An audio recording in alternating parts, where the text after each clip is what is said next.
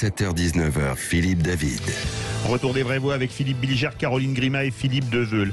118 députés La République En Marche ont déposé une proposition de loi à l'Assemblée nationale mercredi pour ouvrir le droit d'assistance médicalisée à mourir aux personnes majeures et capables en phase avancée ou terminale d'une affection grave et incurable provoquant une douleur physique ou une souffrance psychique insupportable. Je cite, un texte porté par le député du Rhône La République En Marche, Jean-Louis Touraine, dont le but est de compléter la législation actuelle qui a peu évolué malgré la loi Leonetti. La quasi-unanimité des Françaises et des Français estime que chaque individu a le droit de choisir la façon de finir sa vie, notent ces députés, précisant qu'un sondage Ipsos recense que 96% des Français interrogés jugent que la législation devrait autoriser les personnes souffrant d'une maladie incurable et évolutive à bénéficier d'une aide médicale active à mourir d'une fin de vie dans des conditions apaisées si elles en font la demande. Faut-il légaliser l'euthanasie? C'est notre grand débat ce soir dans Les Vraies Voix sur Sud Radio. Et pour le moment, vous êtes 58% à dire oui sur Twitter.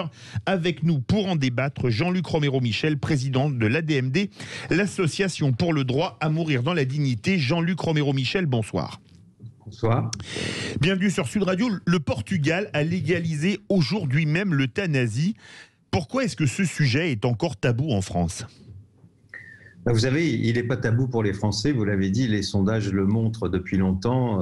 Une immense majorité de Français est favorable, non pas parce que les gens veulent être euthanasiés, mais parce que les gens, ils ont vu mourir des gens dans des conditions difficiles. On a eu différents rapports depuis une vingtaine d'années qui nous montrent qu'on a un des pays où on meurt le plus mal possible.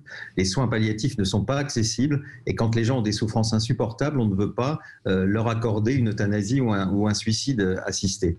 Et donc voilà, les gens ont du bon sens et on a une classe politique qui a d'abord confié cette question qu'à des médecins. Alors, les médecins doivent bien sûr avoir leur mot à dire, mais on a médicalisé notre fin de vie alors que 100% d'entre nous allons mourir. J'espère pas vous annoncer une mauvaise nouvelle ce soir. Non, là, c'est pas franchement un scoop. Bon, voilà, mais pour beaucoup de gens, vous savez, on est dans une société, on court vers plus d'argent, plus de responsabilités, et on oublie parfois qu'on va mourir. Et il faut une loi qui permette à chacun de choisir ce qui est le mieux pour lui en fin de vie, parce que, vous savez, aujourd'hui, vous êtes en pleine forme, vous ne savez pas ce que vous voudrez à la fin. Vous êtes dans le doute, et on est tous dans le doute. Le problème, c'est que dans notre pays, eh bien, à la fin de notre vie, on aura une fin de vie médicalisée, où on n'aura pas le choix, avec une des rares possibilités qu'on pourra avoir, c'est une sédation terminale. C'est-à-dire qu'on vous endort, on arrête de vous alimenter, et puis on attend que vos reins soient atteints, c'est-à-dire qu'on vous provoque une maladie pour que vous puissiez mourir, ce qui est une solution pour ne pas être caricatural si vous mourrez dans les 24 heures, si vous êtes très vieux ou très malade, mais pour les autres, vous imaginez les souffrances que ça peut amener. Philippe Bilger. Vraiment, là, je vais parler avec beaucoup de prudence et de retenue parce que je n'ai pas d'avis péremptoire sur ce que vient de dire notre ami. Je ne sais pas, les sondages ne me paraissent pas probants dans la mesure où il est tout à fait possible que cette majorité se dégage avant l'heure, en quelque sorte, mais que confronté au moment fatal, évidemment, on désire peut-être tout simplement, même douloureusement, persévérer dans son être. En ce qui me concerne, j'aurais tendance à penser que aller dans le sens qui est souhaité, c'est d'une certaine manière porter peut-être aussi atteinte, paradoxalement, à l'affection de l'environnement. Je veux dire, l'environnement ne tient pas forcément à voir disparaître dans ces conditions un être qui est gravement malade et dont l'environnement pourrait souhaiter le plus longtemps possible le souffle. Vraiment, je ne sais pas. Moi, en ce qui me concerne, c'est peut-être une attitude lâche. Je préférerais, en quelque sorte, laisser faire la nature, même dans ce qu'elle a de pire, si j'en avais le courage, entendons-nous. Jean-Luc Romero-Michel. Moi, j'entends ce que vous dites. Vous savez, moi, malheureusement, la mort, j'y ai été confronté très jeune puisque j'ai vu mourir la plupart de mes amis du sida dans les années 90 et qu'on voulait absolument poursuivre le plus longtemps possible et qui hurlaient leur douleur. Vous savez, moi, comme je suis comme vous, je ne sais pas ce que je voudrais à la fin. Je ne sais pas. C'est justement parce que j'ai des doutes que je veux pouvoir choisir. Aujourd'hui, on nous dit la seule solution, c'est les soins palliatifs. Et d'ailleurs, on ne met pas l'argent. Je vais vous dire, il y a un vrai scandale d'État qui a l'air d'intéresser personne, alors qu'on est en plein Covid, que les gens meurent dans des conditions incroyables. Et je l'ai vu pour ma propre mère au mois d'octobre, qui est mort seule dans sa chambre d'hôpital, loin d'un service de soins palliatifs. À peine 20 à 25% des gens qui en ont besoin peuvent aller dans une unité de soins palliatifs. Donc, la plupart d'entre nous voudront ça. Encore faudrait-il qu'on ait ce choix et que l'État, qui depuis 2 ans n'a pas mis d'argent sur un plan de développement de soins palliatifs. Mais on sait aussi qu'il y a des souffrances qui sont insupportables. Pourquoi quasiment tous les pays aujourd'hui qui nous entourent, on vient de parler du Portugal, l'Espagne, il y a quelques semaines, la Belgique, les Pays-Bas, le Luxembourg, même l'Italie y réfléchit, puisque le tribunal constitutionnel italien a demandé au Parlement de voter une loi. Ah, il y a un problème de ligne. Jean-Luc Romero. C'est une loi qui vous permet de choisir ce que vous voulez à la fin. Oui. Ça a coupé juste après cette italien. Loi, c'est une loi. Oui. On va vous rappeler immédiatement sur votre téléphone, je pense. On va vous donner le process à suivre du Standard. Caroline Grima. Il faut être, comme le disait Philippe Bilger, extrêmement nuancé et prudent sur cette question. Et vous voyez, il faut l'être d'autant plus qu'il y a une distorsion assez importante, très importante, entre le sondage Ipsos que vous avez cité à hauteur de 96% et ne serait-ce que le sondage de ce soir, qui est 58%. Et oui, pour le donc vous voyez, on a quand même véritablement des distorsions en fonction du moment de la vie rencontré par la personne à laquelle la question est posée. C'est très très très compliqué. Et moi je voudrais juste ajouter un élément, c'est que vous pourrez donner tous les choix possibles aux personnes concernées. Ce qu'il faut surtout, c'est faire extrêmement attention à ce que ces choix puissent être mis en œuvre. Et ce qui a été souligné par Monsieur Romero il y a quelques secondes, c'est que quels que soient les choix qui sont offerts, la problématique, c'est surtout l'accès matériel à ces choix. Notamment les soins palliatifs, il y a un manque criant de place. C'est à cela que je voulais en venir. J'ai eu le malheur d'être confrontée pour une personne extrêmement proche à la problématique des soins palliatifs, à la problématique de la recherche d'un établissement. Nous avons eu la chance extraordinaire que mon papa, pour ne pas le nommer, soit pris en charge par l'unité de soins palliatifs de l'établissement Bagatelle à Talence, près de Bordeaux, qui a fait un travail absolument exceptionnel d'accompagnement de fin de vie, avec ce souci permanent de permettre à la personne malade, indépendamment de son issue qui était fatale et proche, d'avoir un projet. Et on nous disait systématiquement, je me souviens, le chef de service, le Dr Stevenson, qui nous suivait et nous accompagnait, nous disait, il faut que vous ayez un projet, quelle que soit l'issue. L'issue, on sait qu'elle est fatale, on la connaît, mais ayez un projet. Et il y avait des moyens qui étaient mis en œuvre pour faire en sorte que l'accompagnement soit le plus doux et le plus paisible possible. Mais malheureusement, il y a encore trop peu d'établissements en France qui permettent cela, et c'est surtout ça, à mon avis, le point sur lequel il faut absolument insister. Jean-Luc Romero-Michel, vous avez peut-être entendu le témoignage touchant de Caroline Grima qui parlait du départ de son père après un passage en unité de soins palliatifs. Pourquoi ça fait des années qu'on nous dit qu'on va développer les soins palliatifs? Est-ce qu'on ne les développe pas? Est-ce que c'est uniquement un problème bassement et bêtement budgétaire?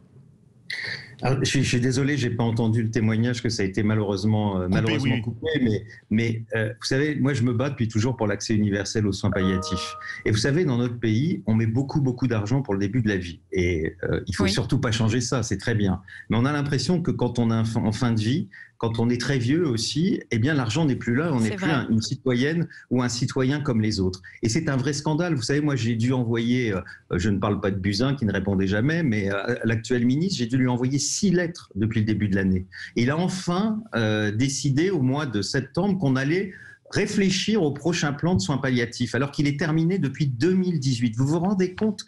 Les soins palliatifs n'ont pas du tout, ou pratiquement pas, été associés à ce Covid. Vous savez, ma mère est morte toute seule comme beaucoup de gens. Je ne sais pas si c'est ce que vous expliquiez avant, mais moi je suis noyé aussi de témoignages, et à la DMD on a plein de témoignages de gens qui sont horrifiés des morts, puisqu'on n'a pas le droit d'aller voir les nôtres, ou dans des conditions extrêmement rares, on n'a même pas le droit de les voir quand ils sont morts. Et les soins palliatifs, qui sont un accompagnement global, parce qu'on l'oublie, les soins palliatifs, c'est s'occuper de votre proche qui est en train de mourir, mais c'est s'occuper de vous. Eh bien, nous, personne s'est occupé de nous depuis le Covid. Et je ne comprends pas qu'on ne mette pas cet argent, parce que là, qu'on ne nous dise pas, il faut du temps, etc. Mais ce plan, il faut le lancer. Pourquoi des pays, excusez-moi, je vais vous le dire, mais la Belgique, qui a légalisé l'euthanasie, en même temps qu'elle légalisait l'euthanasie, elle faisait un plan de développement de soins palliatifs. Tous les 2 ans en Belgique, il y a un rapport qui est rendu au Parlement pour montrer l'évolution des soins palliatifs. C'est quasiment universel dans leur pays. Eh bien, dans le nôtre, la fin de vie n'intéresse pas. Et il faut se battre pour ça, parce que ce qu'on a vécu avec le Covid, croyez-moi, c'est inacceptable. Ces morts soudaines, seules, de gens qu'on aime. Penser qu'ils ont été seuls, et puis penser à ceux qui les aiment, qui étaient de l'autre côté, qui ne pouvaient pas les voir, c'est horrible. De la fille d'Étienne Drabert, qui est décédée il y a quelques jours, et qui est venue sur les plateaux télé pour dire à quel point ça avait été une souffrance que son père parte sans qu'elle puisse le voir. Ça avait été terrible. Ça n'a rien à voir avec l'euthanasie. Alors moi je dirais, pour les soins palliatifs, oui. Pour l'euthanasie, non. Parce que je comprends, j'écoute M. Romero avec beaucoup d'attention, mais je dirais comparaison n'est pas raison. C'est pas parce que le Portugal ou la Belgique est pour l'euthanasie que nous, on devrait spécialement être pour l'euthanasie. Même s'il y a une majorité de gens qui sont pour, je suis désolé, j'ai vu beaucoup de gens à la veille de la mort, une issue fatale, se raccrocher à la vie à la moindre seconde, jusqu'à la dernière seconde. Je l'ai vécu pour mon père. La seule chose qui me préoccupait pour l'assister, c'est qu'il ne souffre pas. À aucun moment, j'aurais donné mon accord pour un euthanasie. Moi non plus. J'ai eu un ami qui avait une sclérose en plaques, qui ne pouvait plus boire, plus s'alimenter. Son père lui a dit, si tu veux, on peut précipiter les choses, il a refusé jusqu'au bout. Donc il y a un respect à la vie. D'abord, je salue la vie. Mais là, c'est une question de liberté. Et concernant le Covid, on a déjà légalisé une partie de l'euthanasie avec le Rivotril. Non, c'est faux. Non, mais on l'a utilisé dans les EHPAD. Alors, mais le Rivotril, il y a plein de témoignages. Vous préférez que les gens s'étouffent? Ce produit leur permet d'être soulagés. Oui, le Rivotril, c'est une piqûre. Non, on peut utiliser des soins palliatifs. On peut utiliser des soins palliatifs pour que les gens ne souffrent pas. Écoutez, même les gens qui ne sont pas partisans de l'euthanasie, et je pense notamment aux responsables des soins palliatifs, disent que ce n'est évidemment pas de l'euthanasie, c'est soulager les gens. Ma mère en a aussi bénéficié, et tant mieux, parce qu'elle s'est tout fait à longueur de temps, et j'étais quand même heureux qu'elle puisse au moins bénéficier de ça. Oui, mais c'est pas un soin palliatif, le Rivotril. Mais permettez-moi. Vous savez, je suis réputé pour dire n'importe quoi toute la journée, et même le soir quand je dors. Essayez-moi de vous répondre quand même à tout ce que vous avez dit. Vous avez le droit d'être contre l'euthanasie, monsieur, et vous avez le droit de changer votre avis, justement. Moi, je vous dis, parce que j'ai des doutes. Moi, je suis étonné que vous n'ayez aucun doute. Vous êtes sûr que vous, en fin de vie, vous allez vouloir mourir jusqu'au bout. Je n'en sais rien, monsieur. C'est Dieu qui décidera pour moi. Laissez-moi terminer. Je ne vous ai pas coupé. Alors, si vous n'en savez rien, si vous en savez rien, il vaut mieux être un peu modeste et dire que je suis très modeste, monsieur. Je ne suis pas péremptoire. Chacun son tour. Si, il faut avoir du doute. Moi, je suis dans le doute. Je ne sais pas ce que je veux. J'ai beau être un militant pour une loi qui permette à chacun de choisir. Je veux peut-être mourir à la fin le plus tard possible parce que j'ai une belle histoire d'amour. Jean-Luc Romero. Je veux avoir ce choix. On ne peut pas continuer dans ce pays à refuser à des gens qui n'en peuvent plus pour des raisons soit religieuses, soit pour des raisons que des gens veulent nous imposer, qui sont leurs propres raisons, qu'ils ont le droit de s'imposer aux leurs. On est quand même dans une république laïque et personne, il n'y a aucun principe supérieur qui vous oblige à mourir le plus tard possible et notamment dans la souffrance. Direction le 0826 300 300. Bonsoir Marie. Oui, bonsoir. Je vous écoute très attentivement. Et moi, je crois que, moi, ma conviction personnelle, moi j'ai 70 ans, j'ai 2 fils, j'ai déjà laissé un cahier où j'ai marqué quelques trucs. Et moi, personnellement, je pense que les gens qu'on aime peuvent décider pour nous si à un moment donné c'est intolérable. Alors, bien sûr qu'on peut s'accrocher à la vie, bien sûr qu'on n'a pas envie de partir. Moi, j'ai vu des choses épouvantables dans quelqu'un de ma famille, mais il me semble que c'est aussi de l'humanité que soit on empêche de souffrir, soit on aide à partir tranquillement. Mais pourquoi, même si la personne, elle dit qu'elle veut rester parce qu'elle veut pas faire de peine, etc., je crois que quand même, si vous êtes entouré de gens qui vous aiment, ils peuvent prendre la bonne décision. Et c'est une question de liberté pour vous, on doit décider soi-même? Moi, je l'ai écrit, j'ai dit... Vous avez fait une déclaration chez le notaire? Pardon? Vous avez fait une déclaration chez le notaire en disant dans tel cas je veux qu'on me laisse partir, etc. Tout à fait, à condition évidemment que ce soit vraiment définitif, que vraiment il n'y ait plus rien à faire, parce que des fois on voit des choses un peu bizarres, mais bon, si vraiment on est au bout du rouleau, qu'on sait très bien que l'issue est fatale et qu'on souffre, etc., mais bien sûr que oui, Merci Marie, Caroline Grima va poser une question à Jean-Luc Romero et on attend la réponse de Jean-Luc Romero et il faut faire une réponse rapide parce que j'aurai une question très rapide aussi. Oui, je voulais savoir, compte tenu de l'arsenal législatif dont on dispose déjà, ce que vous attendiez en plus, parce qu'il existe quand même déjà un certain nombre de dispositifs. Alors je suis d'accord avec vous pour dire que ça tourne un peu autour du pot, on est d'accord, mais qu'est-ce que vous souhaiteriez de supplémentaire qui viennent s'ajouter à ce qui existe déjà ?